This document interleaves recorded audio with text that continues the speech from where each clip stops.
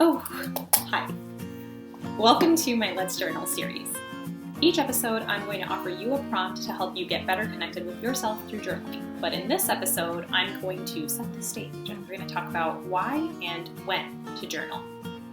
If you're tuning in, I'm also curious about your current relationship with journaling. Is it something you're already doing, you have a regular practice, and maybe you're looking for more structured or meaningful prompt ideas?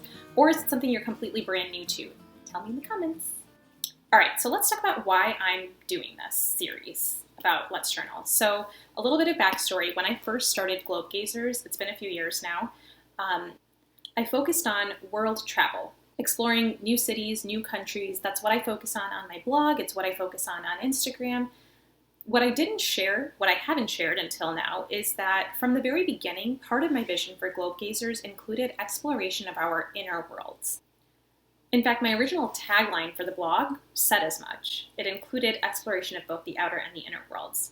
I simply wasn't ready to share it, and now I am. Now I'm feeling called to share more. I'm doing more of this inner exploration for myself, and so I want to share for anyone who's interested in coming along for the ride.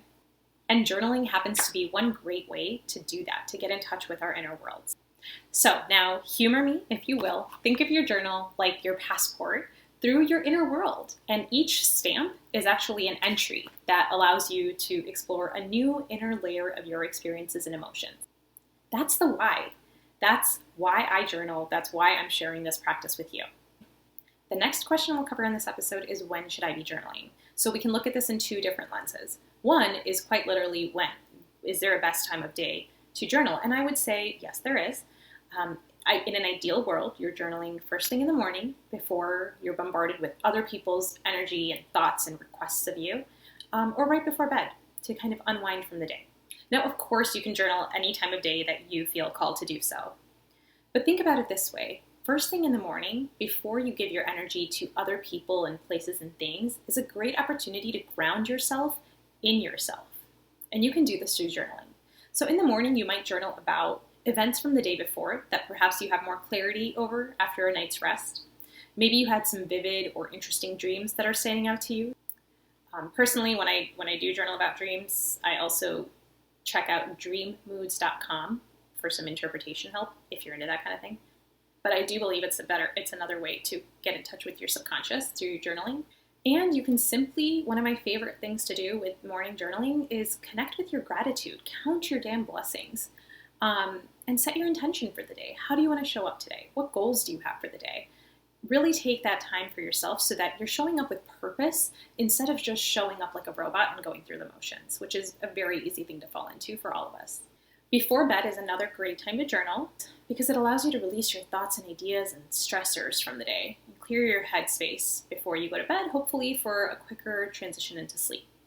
I mean, how many times have you gotten into bed, your body is poised for sleep, and your brain is whirring around in there? Journal. Okay, so that's time of day. Another lens to view this question of when to journal is situationally. I love journaling because you really can turn to it at any point. You can turn to journaling in times of overwhelm, grief, loneliness, gratitude. You can journal key milestones. You can turn to your journal when you're facing decisions you need to make, when you've been overthinking something and need some clarity around it, or when you need to get something off your chest and need a healthy outlet for it. Over time, your journal becomes this comfortable extension of your wide variety of thoughts. And they're safely off to the side for whenever you feel like you might want to revisit them. And they're just as happy just sitting there in your journal, closed away, freeing up your brain space, and just out of your head onto the paper. You might also be wondering, how frequently should I be committing to journaling? Journaling is a great habit to incorporate into your daily life. Even 5 minutes a day of connecting with yourself makes such a big difference in how you're showing up for your life. However, like with anything, it's ultimately up to you what works for you. And if the thought of journaling every day for 5 minutes sounds annoying or overwhelming, don't. Truly, I wouldn't worry too much right now about how much to be journaling. Instead, we'll focus on how to journal. Let's get clear on your why. I'll give you some prompts to help support you. And then you can use journaling as a tool to turn to with whatever frequency works best for you. All right, so we've gone over the why and the when. In the next episode, I'll focus on how, and I'll give you some best practices to set yourself up for a good journal practice. But in the meantime, that doesn't mean you have to wait until we get to the prompts to start journaling. You can start journaling today, and I'll give you a quick prompt right here. Connect with your personal why. That question I asked you in the beginning. Why are you called to journal right now? What are you looking for by tuning into this series, which I hope you'll continue to do? And also give some thought to when. When is an optimal time for you? What is an optimal frequency for you? Until next time, talk soon.